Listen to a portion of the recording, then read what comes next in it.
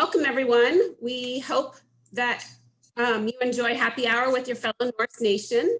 I would like to introduce Kathy Espinosa. She is a two-time graduate from NKU. She earned her degree, her Bachelor's of Science in Business Management in 2007, and then her Master's of Science in Executive Leadership and Organizational Change in 2014. Just 2 years ago, it seems like yesterday, Kathy, but 2 years ago, she was recognized by the Hale U.S. Bank College of Business as the Young Professional of the Year, and she serves on our alumni board of directors. And like Kathy said, she mentioned this as an opportunity, and I jumped on it because I thought how exciting it would be to have an alum teach us how to enjoy our whiskeys, our bourbons, and tequilas the right way. Kathy's very involved with our Latino community in Northern Kentucky and Cincinnati area, and she helps support our NKU Latino students as a mentor. And just recently, as of last week even, she participated in a student alumni check-in with our NKU Latino students. She currently serves as the National Account Manager for Diageo. I said it wrong. Did I say it right? You nailed it. It's good. Diageo. Okay. And they have partnered with us tonight to bring you the Spirits Education Experience. So thank you, Kathy, for being with us tonight. As the program goes on, I will ask that if you have questions, the chat box, and Kathy will pause throughout the next hour and we'll try to answer as many questions as we can. Is there anyone that opposes us recording? If you want to raise your hand, and I'll quickly go through and see if there's anybody that opposes, because we would like to send it out to those that couldn't participate tonight or got stuck in traffic, what have you. All right, it looks like we're good to go, Kathy. And Flynn, if you could start recording, that'd be awesome. Very cool. Well, thank you so much. We'll get started. So I thought about doing two different things. You know, part of this is a lot of education and into spirits and things like that. But the other fun part of it is mixing. So I thought, let's start by mixing one drink first. So we all kind of feel like having something in our hand, get a little bit looser on our knowledge. And then we can start talking about whiskey / bourbon / everything that encompasses whiskey. So with that, I'd like for somebody in the audience to help me decide what should I mix first. And I like a recipe from the bourbon recipes that you received. So if anybody would like to either throw it on the chat or anything like that, I'd love for you to, let me know what you like to make. Now, if I don't hear you participating, I already saw that nice picture of an old fashioned. So I could always start with that. Bourbon mule. Okay, cool. So when we make a drink, there's a couple of things. We look for a balance between strong and weak, and a balance between bitter, sour, and sweet. So that's what we're kind of aiming to go after. There's also a bunch of classifications of what the drinks are. So the simple ones, or the most common ones, it's what we refer to the calling style of drinking, the highball style of drinking. So the highballs are usually a drink that they're simple because you just mix, the spirit with a mixer, and you're pretty much done. So the Moscow Mule, it's actually a pretty simple recipe because it doesn't really require a lot of mixing, but a building within a drink. So I'm going to start with that per my request. I have here like my cheat sheets, that you all should have received, right? And they outline what you should do. So another thing that I tell people is get to know different things that you can use in your household. For instance, this is a Boston shaker, right? And it comes, pretty handy for making these drinks. I love this one because it's tiny and it's perfect for one single drink. You also have this kind where you can use a regular cup, splash it in there, close it hard, shake it, slam it again, be able to open it and do that. And they come in different sizes for all these kind of things. But a lot of things that you have at home can function for that. So for instance, if you have a, kind of like a cup with a lid, whether it's a thermos or anything like that, you can use that as well to follow along. So don't feel that you don't have the right tools at home. Same thing with a jigger. So if you receive your little something from NKU, you should have probably received a jigger, which is one of these things. They usually measure 2 ounces on the top, 1 ounce on the bottom, or the short one will be 1 ounce, the top one will be 2 ounces. The very nice ones have measurements in the inside. So you'll see lines in the insides that show you where the half of it is, and therefore you will know the quarter, so on and so forth. A lot of them do not have that. So many people are kind of intimidated by them because to begin with, they won't even know what the measurement is on top or on bottom. But when in doubt, you can always use these guys at home. These guys, no matter if it's a big one or a small one, they'll have the same sort of measurement, and it is 2 ounces. So just for purpose of practice, I have here a little bit of water on this one, and I'll pour it here, and I'll show you that that's the amount that I am talking about. I can grab this one, pour it on that one, and it'll still be the same sort of amount, right? Same thing of this thing. Mine over here is a short one, and this one's going to be right on the top of it. But you know, you see that it's right on the top of the water. That's 2 ounces right on that. So I'm going to pour that back in here, and that should give you a guidance of how you're building this drink. So this drink is very simple. It says build a drink in a cup or mug. I don't actually have one, so I'm going to use this one. It'll be great because you actually will be able to see. And that's it. So this one is a very simple. I'm just going to grab my ice. I'm going to pour my spirit, and because we're doing this, you know, you're doing this with me, I'm actually going to use Bullet because it's my brand and I love it. And this one is one that we just launched, which is the Bourbon Select, which is phenomenal, especially for women, because it's got more of a bourbony, like more of like a buttery, brown sugary kind of flavor. So it's really good. So I'm going to pour in here 1.5. And then I'm going to find my mixer. So here's what I'm going to tell you. For these ones, you can build with your spirits first. But if you're making a complicated drink, say you're making an old fashioned, your spirits should actually come at the very end. The reason for that is because you don't want to waste your spirits if you actually messed up your drink. So just note to self, okay? So in this one, the next thing that I'm going to do, it asks for just a little bit of a squeeze of a lime juice. So I already have my lime juices here, my limes here cut. I can use a measurement, right? And go right there and measure 1/2 ounce. Use that, right about that. Or you can just freely pour it in there, which will make no difference. Now, this is my most favorite thing to use, a bar towel, because you'll use it a ton. And then let's talk about ingredients. One of the best ingredients that you can look for in this type of stuff is the better your ingredients that you use, the better your drink that you make. So in this one, we asked for ginger ale, and it's really funny because I turn all my friends into Fever Tree. I don't sell Fever Tree, but it's a great item. So when I'm making a drink for myself, I always like to do it with a good mixer. So this is one that I highly recommend. So as I built with ice, I'm gonna just give it a gentle twist. All I need. I'm gonna add just a little wedge of lime, and I'm done with my Moscow Mule. I'm gonna taste this.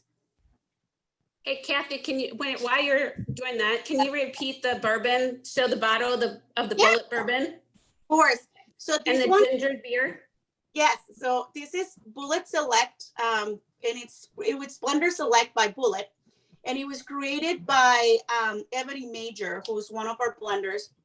And the difference between this one and our traditional regular Bullet, which most people are familiar with, is that this Bullet recipe takes 9 different distills, or 9 different barrels, basically, of flavors to come up with this recipe. This one only uses 3 of those, and they are the sweeter notes on this mix. So therefore, it's a great one for a beginning bourbon drinker, and it's also great on baking. I absolutely love it in baking.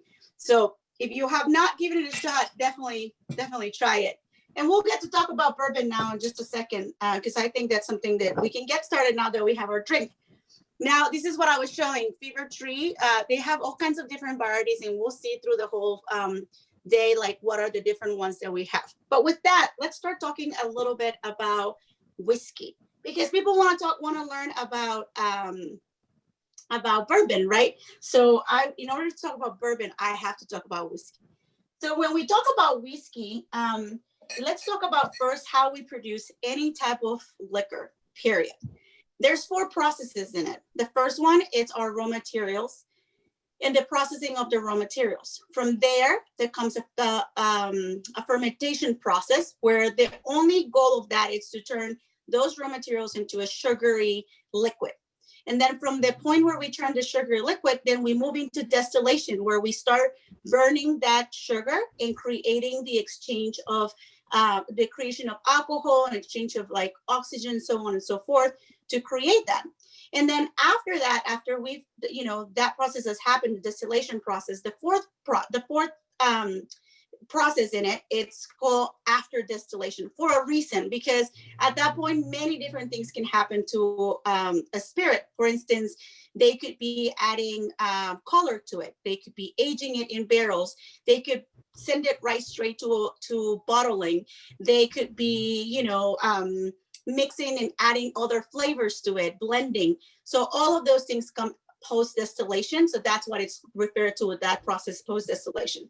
So in the case of whiskey, there's 4 major grains that are used in whiskey creation: rye, corn, barley, wheat. Okay. Now, the most important one to talk about is barley for a reason. Barley gets into a different type of process. They process it in 2 different ways. And that's where the word malt barley comes from. And that you hear that word in single malt,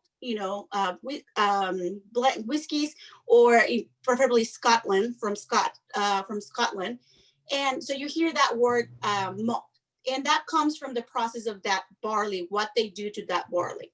So what happens is they graft these seeds, because what they want is they want to squeeze the starch out of that. But they put them in a dark room, they let them grow. And right when they're starting to sprout, they stop that process by heating that up and stopping that process and then crushing it to release all those starches. Why is this process so important? Because in many other type of mixes for blends, they use that process, that startup of that enzymes and all that, to add up to other grains that do not get to be done through the same process, to get them to release their own enzymes and release that starch. So in the case of any of these type of whiskeys, those are the 4 different ones that are used. And depending on what it's used or its amounts, it's the type of distill that you find. So in the case of bourbon, there's specific rules set up for it to become bourbon. One of the ones that people swear by, but is actually wrong, it's that it needs to be made in the state of Kentucky. That's actually not true. Yes, the majority of them come from Kentucky, but that doesn't make it bourbon. What makes it bourbon is to have a larger content of corn. So 51% of the mix of it, of the mash bill, meaning all these different grains that have been put together, has to be corn. The other one is that they have to be aged in bourbon barrels, in brand new charred oak barrels. So basically brand new, that's the key word there. So brand new barrels. In addition to that, they have to be also 51% corn. Okay, so that's what makes bourbon. So there's other variations to that. So for instance, right now I have bullet bourbon that's usually aged about 5 years. So that's what we claim, but it's sometimes more than that. Now, I also have in here bullet 10. This one's one of my favorites, as you can see. This one is labeled bullet 10 with 10 years of aging. But that number, it means the minimum years of aging, it's 10, okay? It could be that there's like a 12 aging, liquid in here, but at the very least, it's gotta be 10 years. Now, a variation of that comes with rye. So if you've heard about rye, we also have a brand for rye, which is bullet rye, straight rye. And it's very simple, same process as bourbon will be. However, the composition has to be 51% rye. So the difference is in flavor. While this item, bourbon, the regular bourbon, will have more of a, sweeter notes, coconut, vanilla that grasp from that charred oak, fresh charred oak. The rye has more that, literally a rye bread, more veggie, more, spicy. That's what you'll smell on a rye. So that's the difference between those two. Now, we oftentimes talk also about very, very close to us, Tennessee whiskey. Tennessee whiskey, it's done exactly the same way as bourbon is. And that one, it's very cool because like it's the same thing, 51% more corn, brand new oak barrels, but there's one difference on Tennessee whiskey. And of course, the most famous one is Jack Daniels. I don't sell that one, so I don't have it in my household, but we do sell George Dickel, which is a Tennessee whiskey. Now, this one does have to be made in the state of Tennessee, 100%. It cannot be made anywhere else but Tennessee. The other cool thing about this item is that it gets put through a filtration process. It's a maple charcoal filtration process that it's unique to this item. Not this, I mean the Tennessee whiskey, not the particular, but that's what actually makes it Tennessee whiskey. Made in Tennessee, go through that maple charcoal process. It's actually called the Lincoln County process to become Tennessee whiskey. So now we've learned so far about bourbon, we've learned about rye, we've learned about Tennessee whiskey. Now let's talk a little bit about the most intimidating ones, or at least the ones that were the most intimidating ones to me, which is, Scotch, right? Everybody's like, well, I don't know a whole lot about Scotch. So I tell you that I've learned more and more how to get into Scotch, maybe through my job, maybe through just being more adventurous. But what Scotch is it has a lot of different rules. It's also a whiskey. It could be two different ways. There's two different types of whiskeys that come from Scotland. One of them is a single malt. In order for an item to be a single malt, there's a lot of rules as well. So this one, specifically this one, if you're a fan of Game of Thrones, this is a Game of Thrones item. But this one is a Morlack, and it's a single malt. So that's one type of whiskey that comes from Scotch. The one, it's called single malt, and that's why, because the barley has been malted, one. There's no other grain other than barley, so single. And there's no other distilleries that have been mixed into these bottles. So that's another one of those. And the very important part of that is that they can mix old and new, but they're still, single malt. Yes, Amy, questions? Any questions? Sorry, I thought. Just admirers and people saying thank you. Oh, good deal. Okay. Well, please do stop me. If you have questions, by all means, ask them, and I'll do my best to answer them to you. So, I told you that the second part of that, the process of all of this, the last part is all the blending thing.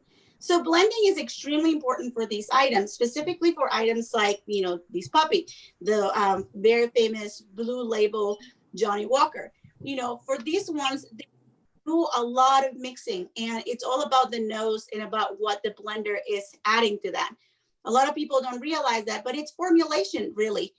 Mixing the right barrels with the right ages, with the right, distills to make sure that they come up with this blend. And then the key of that is keeping it consistent. So many times after all that process, you'll see even people adding coloring to it to make sure that it matches the color that the consumer is used to seeing. So those things happen after any of these processes. So the last thing about, whiskey from Scotland is that it has to be aged 3 years at least, the very minimum. Anyone that you find, 3 years. And on top of that, they have to do it in used barrels. So I always joke, because I told my company, I said, can I go on the barrel tour? Because the barrel tour for my company takes the barrels from Bullet Bourbon and send them to Scotland to become Johnny Walker liquid.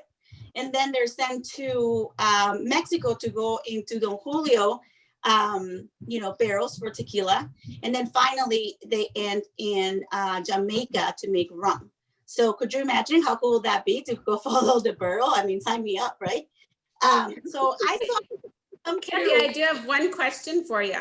Yeah. I too agree. The Bullet Bourbon barrel tour would be amazing. So we have a question. Is the Bullet Bourbon easy to find? Where's the best place to get it? And I guess I would say where's the best place to buy the several variations that you shared? Yeah, so I mean, most of these are in Kroger. So any Kroger will find them. Now, the one that I really, the one that I mentioned to you that is my favorite, the Blender Select, was released in March, and it is a little bit harder to find, but I know that it is in Party Source at Depths, and another location by Buttermilk Pike. I think it's called like, somebody should help me with this. Crestview Hills Tobacco and Spirits, something like that. But they still, so another one to find it over there. It's okay. Okay.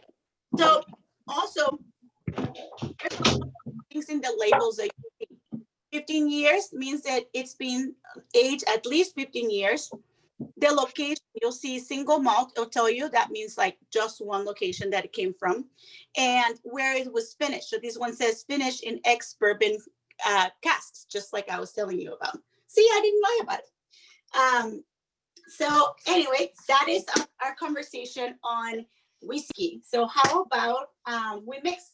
Now, I do have an Irish whiskey in here, and we just launched one. So I will just tell you there's two new countries that are coming really strong with whiskey.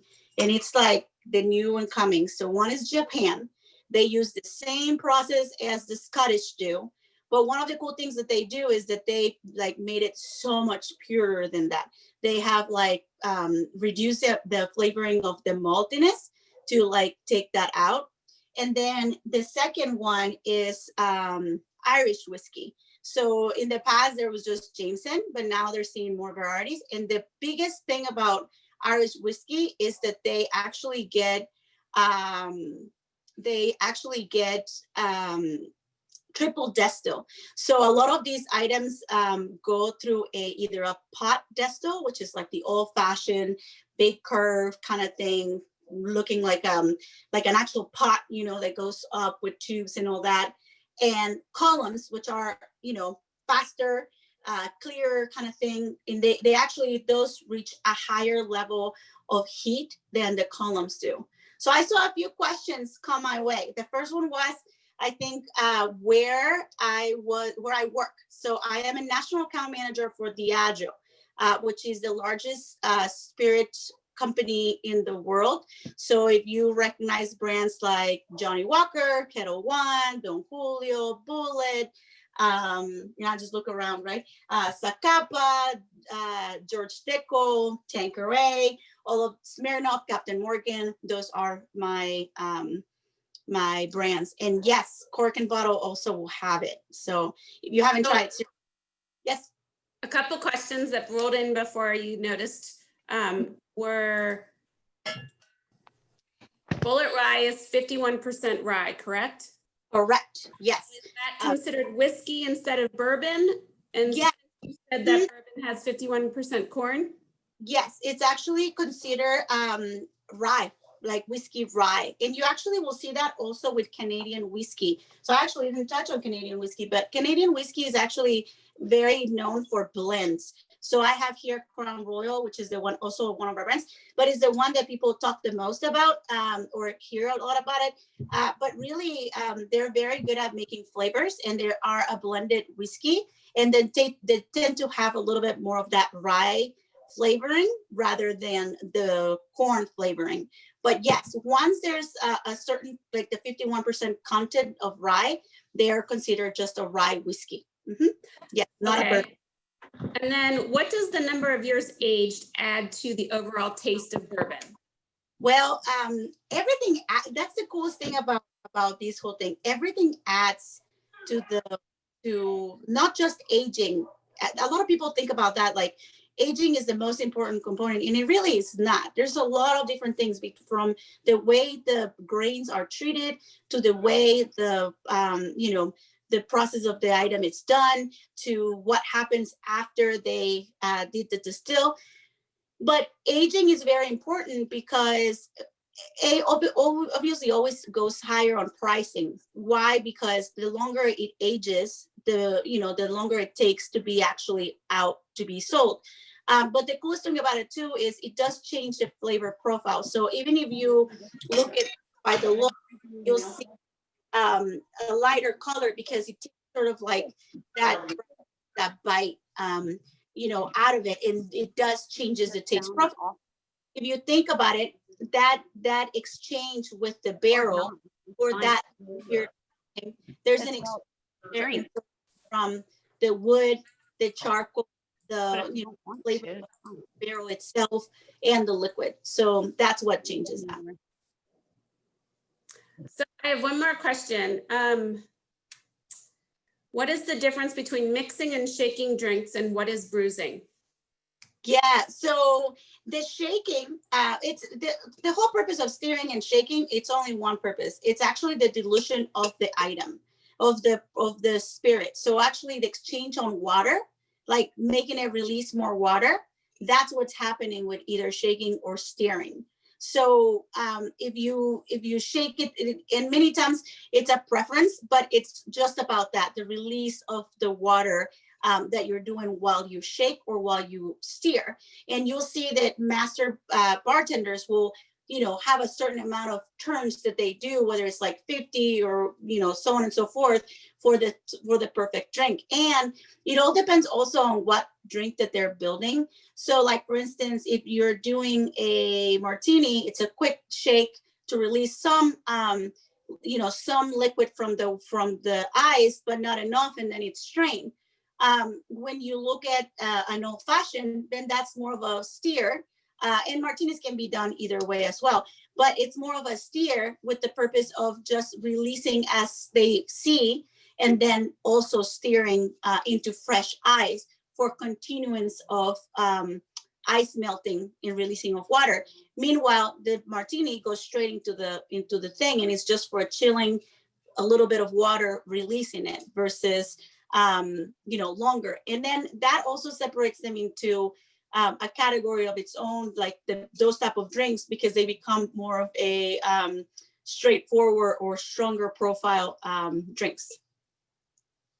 And bruising, I'll have to come back with you because I don't know that.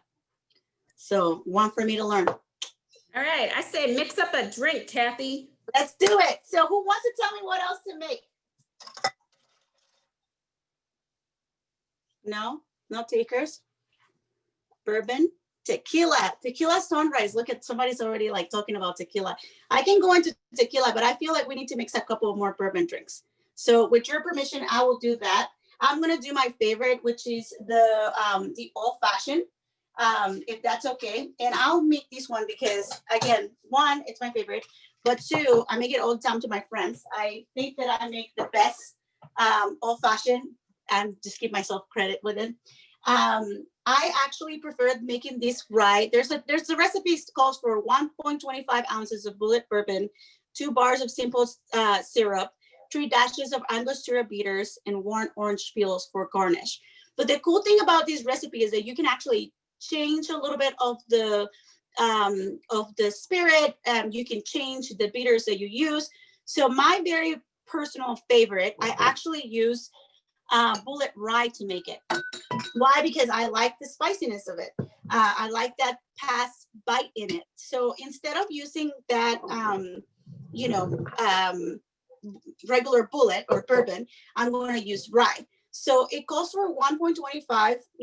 I like, this is another thing, I like a little bit of a heavier pour. So I'm actually going to go with 1.5. Why? I don't know. I just like it with a heavier pour. I told you earlier that the spirit should go at the very end, and I didn't do that myself, but that's okay. So the next thing that they ask for is for the simple syrup. And I sent you a recipe for simple syrup.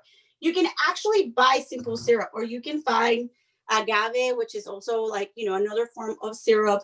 You can find all kinds of different things that you can use, but simple syrup is really easy to make. And I actually make my own. And I have the opportunity that when I make it, I can add any other flavors that I want. So sometimes I'll add like ginger to it, or cinnamon to it, or anything like that. And then you have an extra layer of flavor in your simple syrup. In this case, I actually added ginger and honey to this one that I made. So I'm going to use just a little bit of that into my drink over here. And then I'm going to add the bitters. Now, the bitters, a lot of people ask, like, what are bitters? So bitters are actually, they actually start as a type of alcohol with different type of things in them that gives them a different flavor. The most traditional one is the aromatic bitters, like this one. Now, I have a favorite type of bitters. And the way I think about bitters is I think about them as the salt and pepper of a drink or all kinds of condiments, right? So you can get really excited with it. But my absolute favorite when I make this drink is to use Aztec chocolate bitters. And you can find any of these in any type of place like Deb's or any like that. But in your case, if you have your Angostura dashes, give it a couple of shakes in there, and that's enough. 3 dashes is more than plenty. You can also be free with it if you like a little bit more of the flavor of it. But here's the key when you're making one of these. You want to be able to put some ice in there.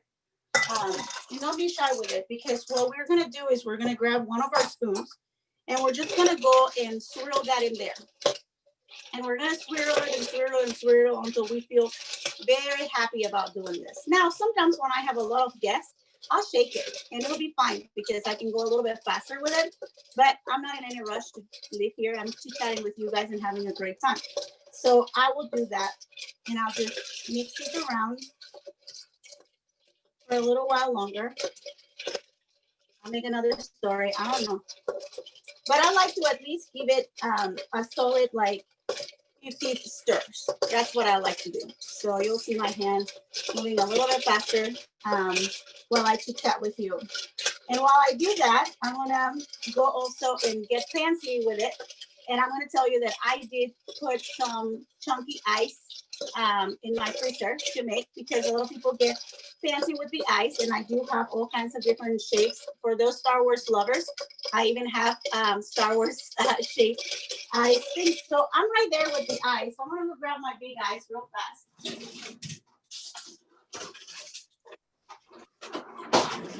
So your next question is probably like, why are you using the large ice, right? The large ice, there's not really, the only reason for it is because it melts slower. So when it melts slower, there's less release of water. Therefore, there's less dilution. Therefore, you can taste more your drink. So I am going to do this right here. So Kathy, I have a question. I have a couple questions coming in. Is it true that when you shake a drink, it makes it weaker than stirring? Yes. Yes, because there's more vigorous shaking. You see that looks more like syrupy kind of thing, like lighter. There is, if you're very vigorous with it, you'll definitely have more breakthrough of that. And now it's time to garnish. And this is where I love to get a little bit fancier with it. My friends, and I know Kelly's in there. She knows that I'm always like inventing different things to do with my drinks. What I do with this is I want to pull these right in front of the drink. The reason for that is because it's going to allow all those flavors to be released, the little smell of the orange. So whenever the person is drinking it, they will actually get to smell the orange as they drink it mixed with their drink. So I'm going to throw that in there. And I'm going to also add a little cherry. And this seriously is by far my favorite drink ever. I try not to get too excited about it, but it really is. It's my favorite drink. So I have one more question for you. Do homemade simple syrups with added flavors keep as long as the plain homemade simple syrup? Yes, ma'am, they do. As long as you keep them in your refrigerator, they're good. Oops. They are good up to 6 weeks thick. So, and if by then you haven't finished it, you're not doing it right. No, I'm just teasing. But here's my drink. I don't know, how's everybody doing with their drinks at home? Do you like it? What do you think? Yes, I'm gonna try it. What kind of cherries did you use? These are my favorite. So good. Filthy cherries are probably like my favorite. But I will say it. I also make my own, because all they are is they're dipped in simple syrup and bourbon. So I like to make mine with bullet. I actually have some leftover cherry syrup that I keep handy just for different drinks. So yeah, this one is delicious, you guys, seriously. And she's done. Like, whoop, whoop. So I can only take sips because otherwise the only one partying is going to be me. So, all right. So should we make another drink or you guys want to talk about tequila? You tell me what other drinks are out there. The other So ones are, Jessica would love for you to make a BLT. oh, that one is one of my favorites and it's so easy. So here's the cheat sheet, right? You have it. And this one is called BLT because it was named after Tom Bullitt's wife. It's called the Betsy's Little Treat because that's Tom Bullitt's wife. Tom Bullitt is the creator of Bullitt. It was a family recipe and all these different things. And this one is a very simple one because you just grab a glass on the rocks, right? You grab a wedge of a lemon. I actually squeeze it in there. We'll take that in there. You see me right here? Yes. Then I'm going to put my spirits in there. So my 1.5 of Bullet. I'm going to use this one because the traditional one with this one goes perfect. So good. So I'm going to do that. Here it goes. And then I'm going to add the soda. And again, we talked about this, about how important your ingredients are. So I have great tonic water. This one is a citrus tonic water. So for this item, this one will be a perfect one. They also have like elderflower tonic, which is very, very popular these days. So, I'm just going to use this one for the purpose of this drink. And I'm telling you, ladies, this one is awesome for those girls that are like, I don't know that I love bourbon or not. Like you have this one is phenomenal. So I'm just going to pour it in there. I'm actually going to give it just a quick stir. And that's it. And feel free if you want to build more, I will just build more ice to it than anything else. There. So there it is. Garnish it. Always garnish your drinks. That's what makes it fun, I feel. So there. Okay. Lots of people are ready for the tequila. Perfect. We can go into tequila. So tequila is very dear to my heart because you guessed it with the cute accent. I am Mexican. So I was born and raised in Mexico, and we claim tequila like Kentuckians claim bourbon. But tequila actually has a lot of really cool things. And I'm very fortunate because in my company, the brand that we actually have is Don Julio, which is, not to lie, one of the best ones in the world. It's actually the #1 tequila in the world. And so let's talk about production. So in order for tequila to be made, the first thing that we have to talk about is the raw material. So the raw material in tequila is blue Weber agave, or agave blue Weber. A lot of people, just so Jen said, who's going to help me drink these drinks? That is the problem, because my mom is over there and it's just me. So we may be partying all night with the alcohol here. And I go on vacation tomorrow. So it was the perfect night to do this. But anyway, so when we talk about this, we're talking about the agave, blue Weber agave. And something to really, very, very important. I'll talk about this really quick and then we'll go into the process. It's a lot of tequila will call themselves like made with real tequila and all these different things. But in order to claim 100%, tequila, like 100% agave, they have to have no other composition on their raw material sugars than agave. So why I tell you that? So the process starts with these plants, these beautiful plants that are massive, spiky and all these different things. They wait for these beautiful plants to grow until they're ready to bloom. Now, these plants only bloom one time, that's it. And then they die. So they have to wait until they're like ready to bloom to cut them. The reason they do that is because that's the time where they have matured the most, where they're the most herbaceous, the most flavorful, smelly, and all these different things. But also, it's when they have the most amounts of insulin, not insulin. It sounds exactly the same, but insulin, which is like the same type of. It's a component that it's in tequila that actually does help lower your blood sugar. And that's why a lot of people talk about like, oh, tequila is so good for you. I cannot say that legally, but but it is a component in there that really truly gives it that, that help with it. But anyway, so that's one. So once they do these plants, they cut all the leaves from the side, so all the spiky stuff. They grab the center core of it, which is where all that stuff is built up, and then we go through a process of crushing. So what they go through a process of cooking. I'm sorry, and this is where they put them into these brick ovens. So the traditional way is they put them through these, brick ovens, and then they let them cook in there. And then once they come, they crush them with a actual, pulled by a horse, big round thing that crushes them out and squeezes out all the juices.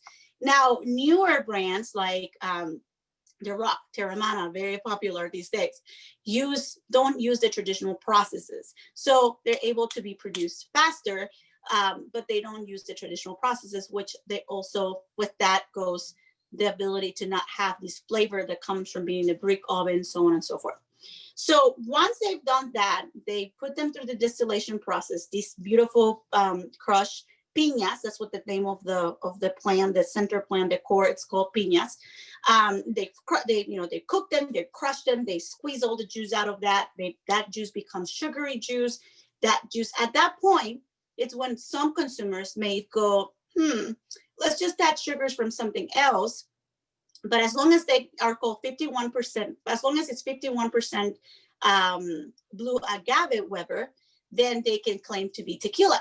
If it's less than 51, they cannot claim to be tequila. So a lot of people at that point, they'll start mixing other different sugars to save up, money in the process, also damaging the quality of the tequila. The other portion, the other very important part of that is like, as they do that, the sugars change the composition of it as it goes through distillation. So then it gets put through distillation, same thing. Most of them are in column distillation versus pot distillation. And then once they do that, they get either bottled or they get, put away, rested, or aged. So let's talk a little bit about that. So if it comes straight out of the thing and it gets put in a bottle, it becomes blanco. So in this case, Don Julio Blanco or joven. And you'll see some items that are called gold. Those are not aged. Those are just a blanco product that they've been added, an additive called avocado, kind of the same as avocado, but with a V instead of a V, that makes them yellowish, but also makes them a little bit less harsh, quote unquote, because this one is actually not very harsh. Then the next thing is reposado. And the word reposado means rested. So it doesn't mean aged, it means rested. So very thing to remember. And this one has been rested for about anywhere between 2 months up to a year, no more than a year. And this item gets rested into large oak bat. So they get some flavor out of it, some color, some aroma, but they are they're rested. And then the next level of that is an aged tequila that has been aged for at least a year or longer. So that will be an añejo tequila. So añejo means age, okay? So making this one a very special item, very delicious. Now, my absolute favorite is an extra aged tequila.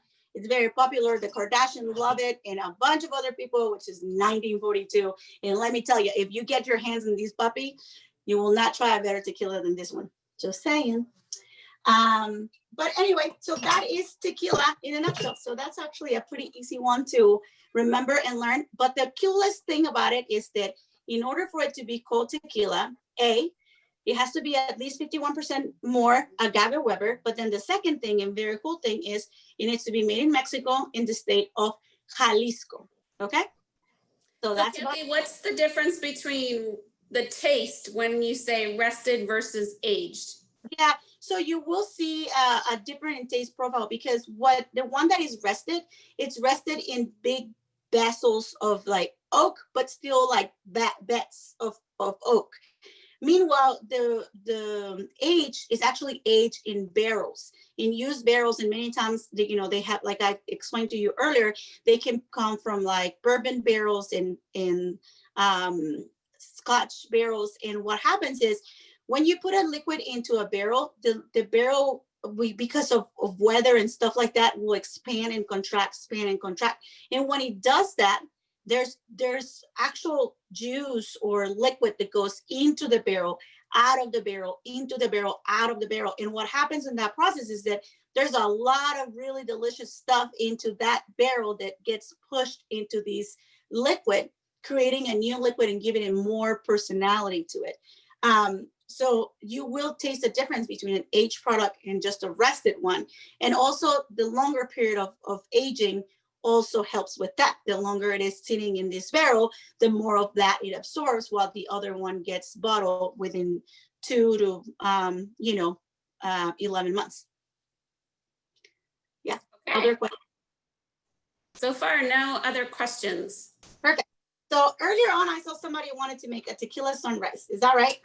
Yes, a tequila sunrise and a mojito. Okay, so let's start with the tequila sunrise, because I actually think that that's such a fun drink. Just because the way it looks and everything else, the like making my cup the right way. So this one starts with orange juice, and I actually am going to use, give me 1 second, you guys.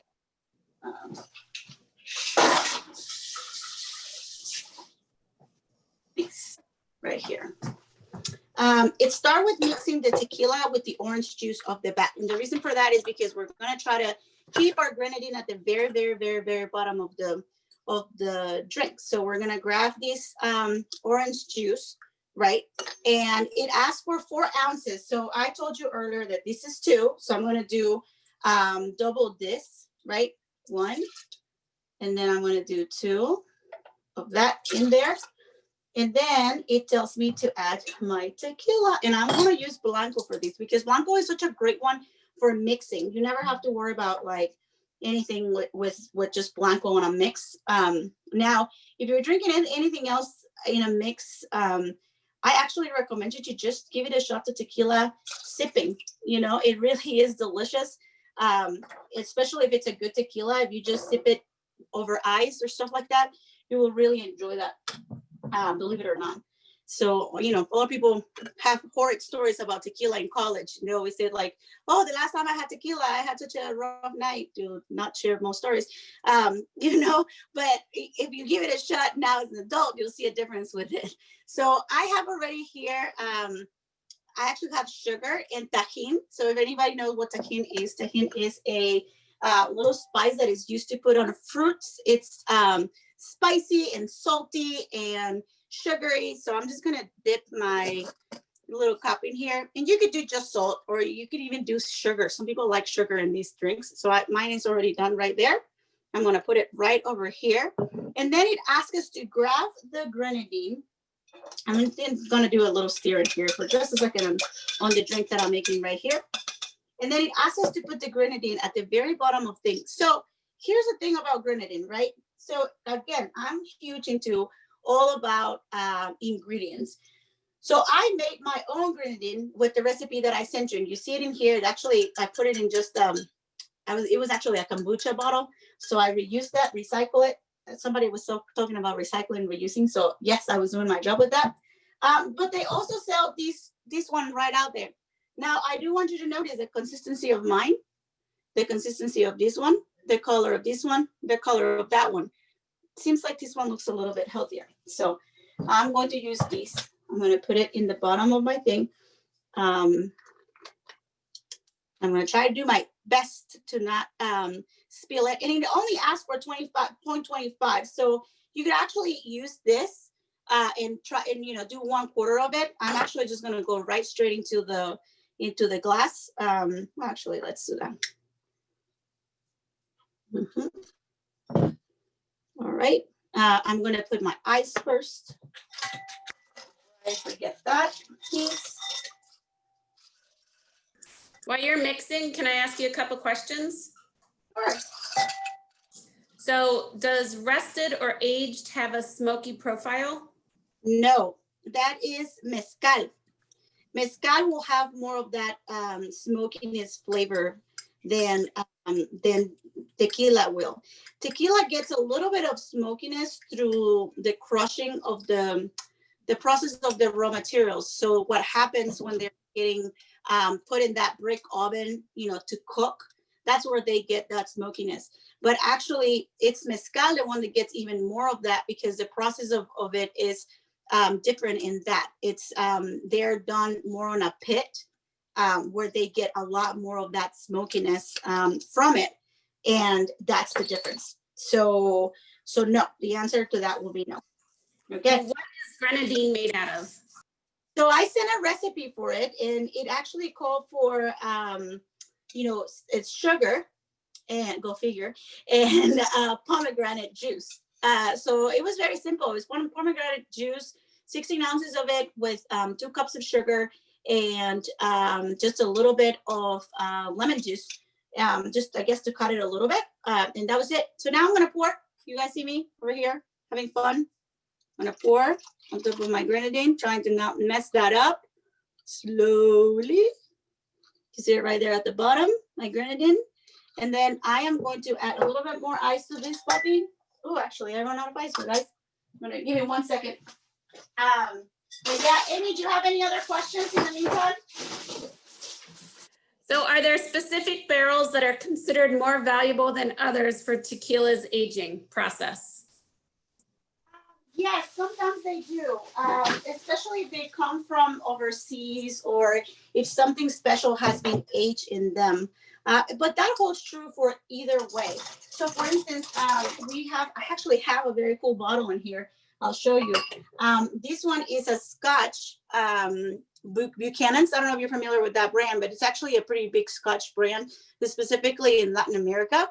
But this one is called Two Souls. And if you look in here, it'll tell you finished in Don Julio oak barrels. You see that? So this one is a unique bottle because the barrels that was finished, that the item was finished or, aged in, were actual Don Julio bottles. So that's sort of like that cool deal with the aging of those. So yeah, that was actually a very good question. Very cool. Anybody else? Other questions? Not right now. And after this sunrise drink, you probably have time for one more drink. Okay, sounds perfect. All right, so tell me what to mix. I'm going to do one. I know they asked me for a mojito, so I'll do that real quick, but I want to do one that is super simple and it's actually very delicious. So here's that one. I'm going to try. Well, I should try it, but I'm going to try it next.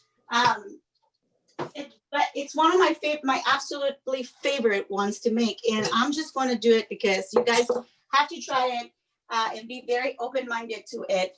And it's actually this drink that I love. And it just go for Don Julio Sunrise, but it's actually wrong in the thing. But it is a cold brew drink. So it is actually made with tequila, and it's very simple. I'm just going to add ice to my cup right here. And it calls for, let's see if that fits in there. Yeah, I'm gonna pop it in there. For cold brew, so I have some cold brew in here already. Don Julio and any kind of milk. So I'm going to do these very easy. It says you shake the Don Julio reposado, and I'm going to use this one very tiny one over here because that's one that I really like. I'm going to put a little bit of ice in here. I'm going to add the tequila. Now I feel like I'm going super fast, and I apologize for that. I just really want you guys to see this drink. It's one of my favorites. You have time. Go. You're okay. It calls for 1.5. I like this drink because a lot of people don't think about tequila this way. They're kind of used to like hearing it in margaritas and in palomas and things like that are very pretty, very vacation wise kind of thing. But this one really is sort of like that. I just want to sip on something that's going to be refreshing, but also like give me a warm feeling. So this is it. So it asks for the thing to be shaken with the milk, the tequila with the milk. And for milk, it only asks for 2 ounces of it. So I'm just going to grab these. I'm going to pour 2 ounces. And I'm using macadamia milk because I like this one, lower in calories, you guys. So, but you can use any milk. So you could be using like really whatever you want. So it sounds bizarre, right? Like you're mixing tequila with like milk. Seriously, it's amazing. You'll believe me in this. Then I'm gonna add a little bit, just a tad in here of simple sugar. And here's the thing, simple syrup. Here's the thing, I do these if you want sugar in it. If you don't want the sugar in it, you don't have to put it at all. And for whatever reason, I couldn't find it, but it's right here. Okay. So Kathy, what's the name of the drink you're making again? It's called Don Julio Cold Brew. That's what the actual name of it is. Don Julio Cold Brew. Brew, yes. And you just add a little bit of sugar. You can go a little bit wilder if you want it with it, if you like it more of sugary. I do, so I'm gonna put a little bit more. So that's that. And then it asks for just 1 ounce of coffee. So I'm gonna put the coffee, actually, yeah, I'm gonna mix it all in here. And where do you buy the cold brew? Just any coffee shop? Any? But to be honest with you guys, I just use the leftover coffee that I have from the morning. Like if I have any leftover, I'll just cool it and use it. But really any cold brew that you have will be perfect. And this one is one where you can actually add those, those bitters as well. So like the chocolate one will be a perfect one to go with this one. An orangey one, I have actually orange bitters in here too. Cherry, for that chocolate cherry cover kind of thing. So think about it like your option latte kind of thing. So I'm gonna pour on a clean ice right here. This item is like that.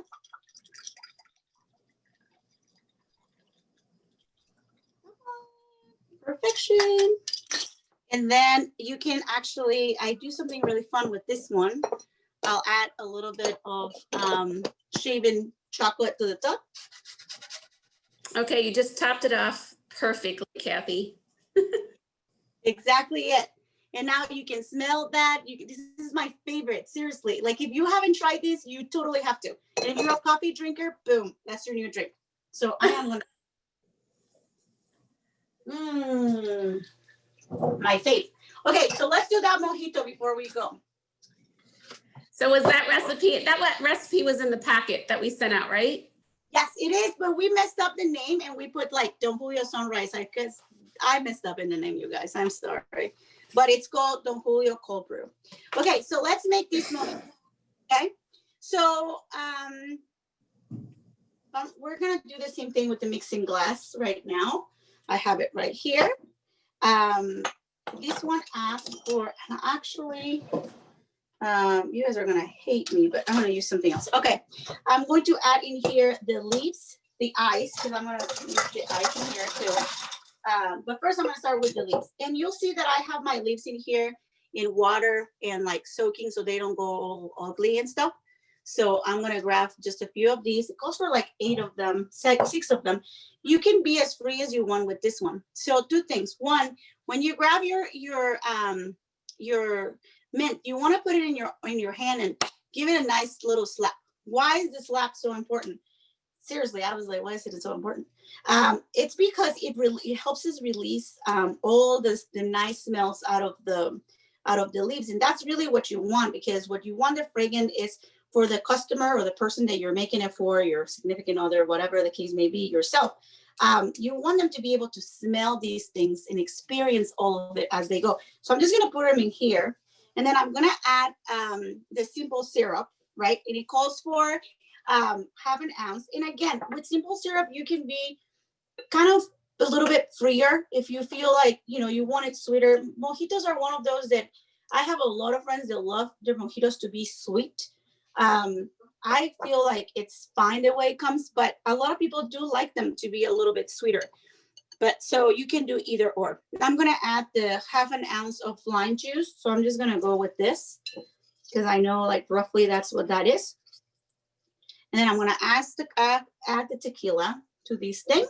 I'm gonna mull that thing first. And I have this one in here that I'm gonna use. I usually use a different type of muller, but I am actually moving soon, you guys, and I don't know what I did to it. So I apologize for that. I'm gonna use this. I'm gonna put it away.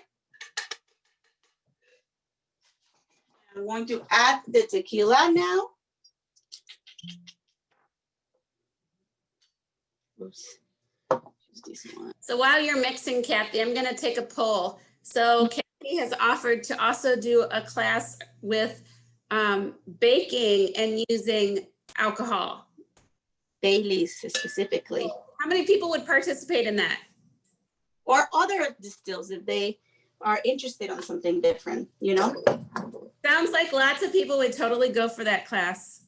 Awesome. Because we really just want to have fun with you guys and like give you an opportunity to really enjoy these things that we're doing. You know, just because we're kind of bored at home these days. I'm gonna take this puppy.